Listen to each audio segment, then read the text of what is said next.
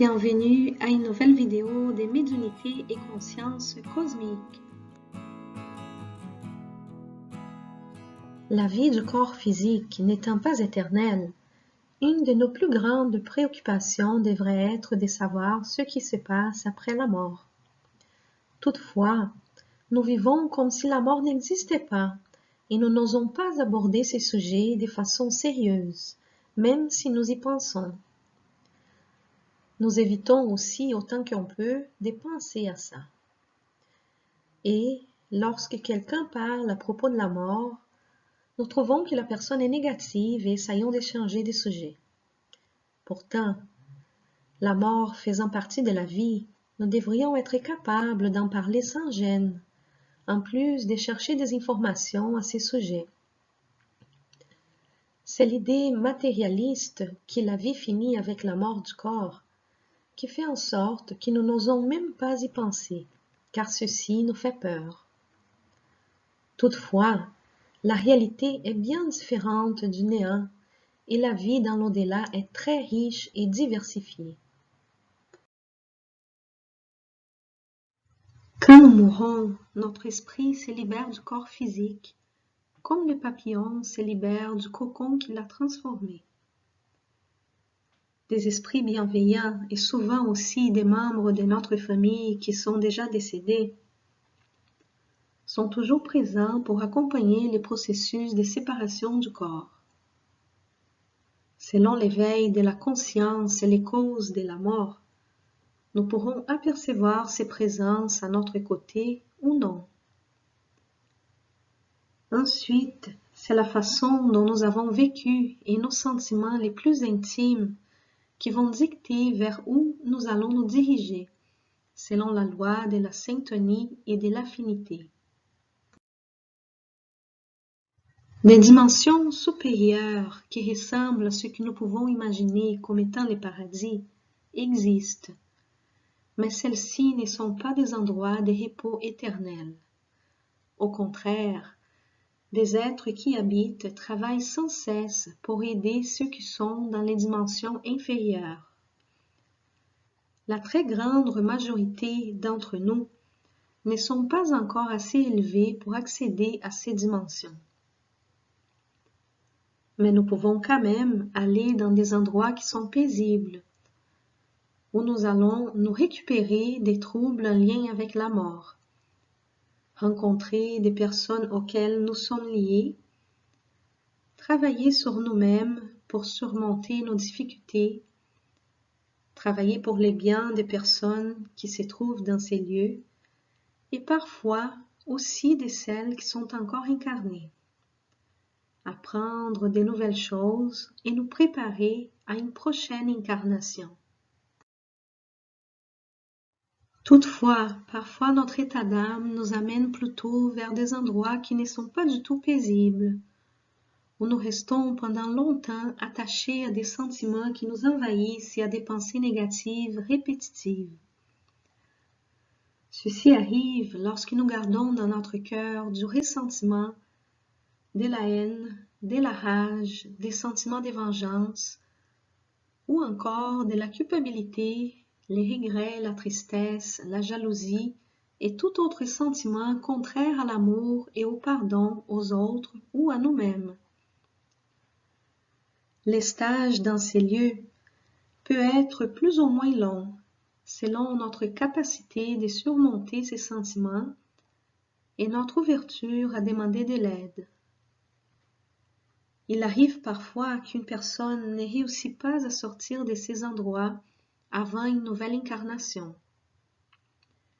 Et sa nouvelle incarnation sera alors une incarnation forcée, mais toujours planifiée par des esprits bienveillants selon les besoins d'apprentissage de chacun. Mais il arrive aussi qu'après un certain temps de souffrance, la personne trouve la force de demander de l'aide et est alors transportée vers un autre plan où elle va se récupérer et sera capable de participer à la planification de sa prochaine incarnation, où elle pourra travailler les sentiments qui l'avaient fait souffrir, toujours avec l'aide d'esprits bienveillants.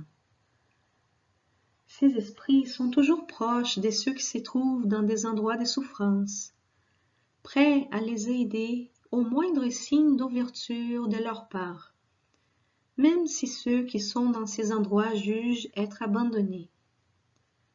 Aussi, les prières de ceux qui les ont aimés aident beaucoup dans leur réveil et récupération. Si on veut alors savoir dans quel type d'endroit on sera après notre mort, le plus important est de bien vivre pour s'assurer de ne pas aller vers un endroit de souffrance. Il n'y a pas de péché qui nous condamne éternellement, ni de rituels qui peuvent nous sauver. Il n'y a que ce que nous avons dans notre cœur, qui se reflète dans nos sentiments, pensées et dans nos actions, qui compte. Nous n'avons pas besoin d'être parfaits, mais nous avons la responsabilité de faire des efforts pour apprendre de nos erreurs, d'essayer de ne pas les répéter et de nous perfectionner sans cesse. Tout ce qui est en lien avec l'amour, le pardon, la fraternité, la compassion et la bienveillance nous élève. Tandis que tout ce qui est contraire à ces sentiments nous garde prisonniers de nous-mêmes et parfois aussi des êtres qui nous veulent du mal.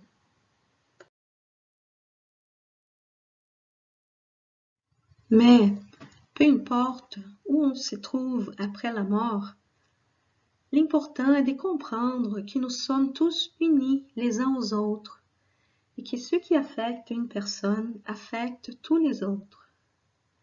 C'est pour ça que ceux qui sont déjà plus élevés travaillent sans cesse pour aider ceux qui souffrent. Et ceux qui souffrent vivront le bonheur juste quand ils se rendront compte qu'ils ne seront jamais heureux en faisant d'autres personnes souffrir. Et à quoi ressemble le monde spirituel? Est-ce que dans ces lieux, nous sommes une conscience invisible ou avons-nous une forme quelconque? Est-ce le monde spirituel un endroit flou et sans forme? Ou est-ce qu'il y a des paysages, des constructions et une organisation? Et comment on se déplace dans ces lieux? Est-ce qu'on peut voler ou est-ce que des véhicules existent? Notre essence spirituelle n'a pas de forme définie et peut revêtir plusieurs formes au besoin.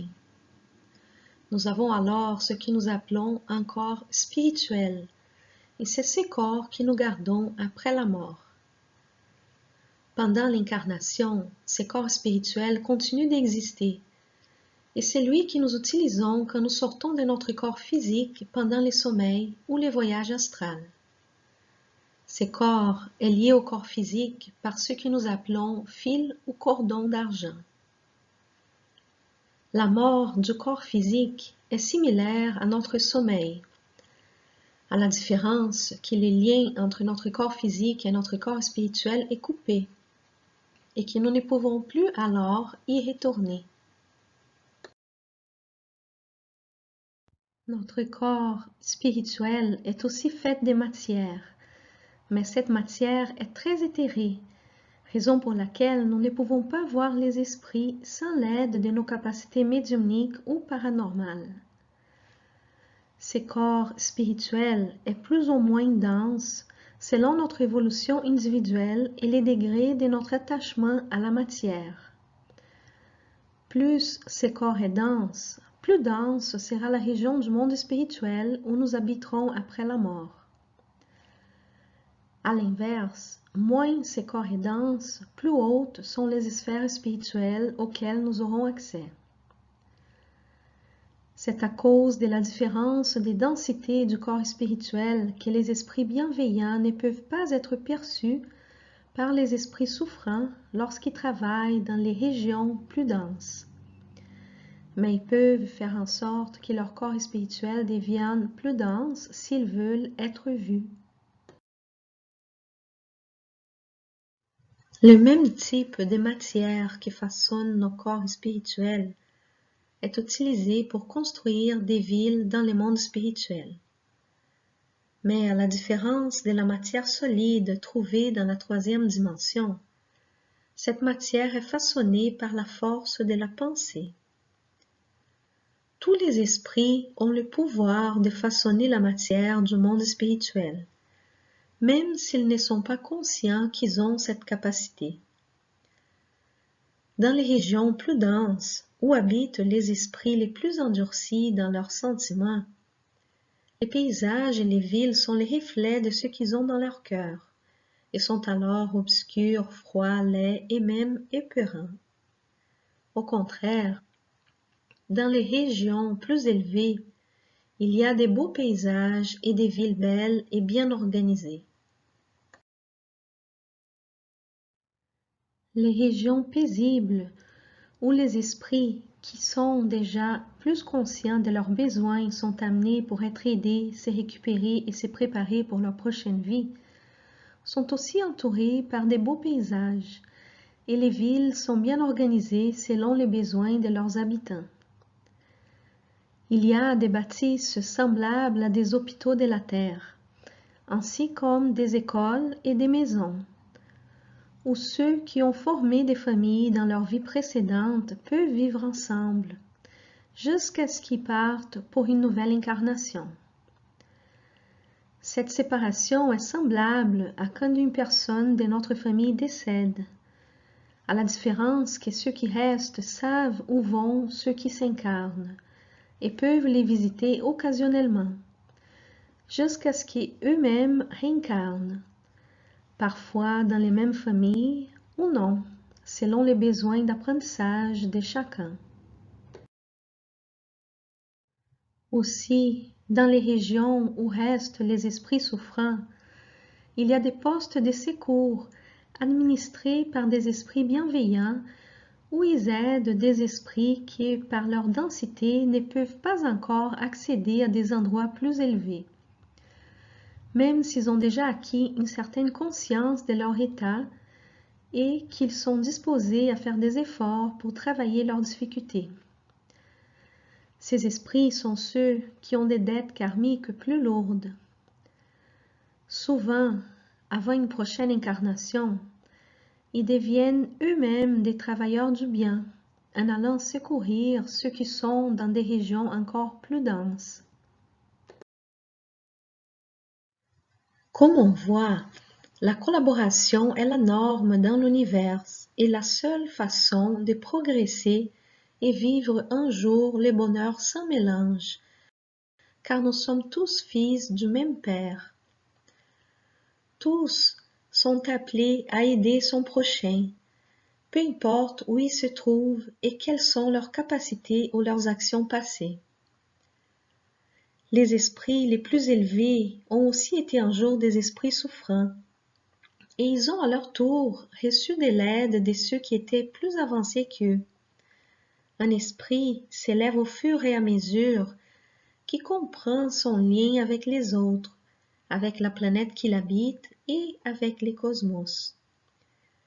Et cette chaîne d'aide n'est pas limitée à l'intérieur de notre planète, car des consciences cosmiques bienveillantes, qui nous appelons des extraterrestres, viennent aussi nous aider, surtout dans ces moments où la Terre passe par une importante transition.